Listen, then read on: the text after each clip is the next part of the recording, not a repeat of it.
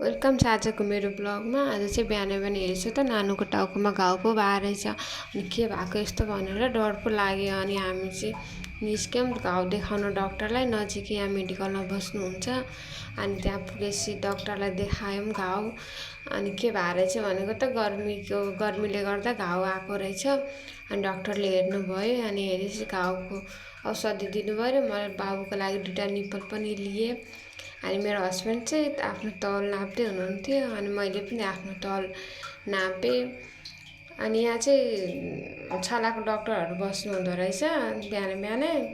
अनि हामी चाहिँ औषधि लिएर अनि पिटिया बजारतर्फ लाग्यो। अनि त साग थिएन। अनि साग र थोरै तरकारीहरू लिउँ भनेर गयौँ।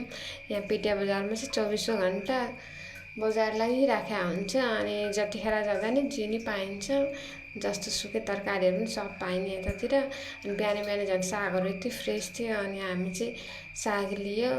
अनि जहिले नि छुट्टीहरूमा डेली जानु त भ्याउँदैन साग लिन। अनि छुट्टीहरूमा चाहिँ डेली हामी साग खाने गर्छौँ। बिहान बिहान गएर साग लिने। अनि मेरो हस्बेन्ड चाहिँ भित्र जानुभयो। गर्मीले गर्दा सबैले माथि तिरपाल लगाएको थियो। अनि हामी चाहिँ घर फर्क्यौँ तरकारी लिएर।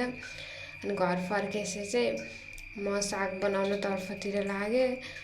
हिजो बेलुका पनि साग लिएर आउनु भएको थियो, तर रातभरिमै सबै सुकेछ गर्मीले गर्दा। अनि फेरि गएर अर्को साग लिएर आएको। अनि मैले साग बनाउन थालेँ।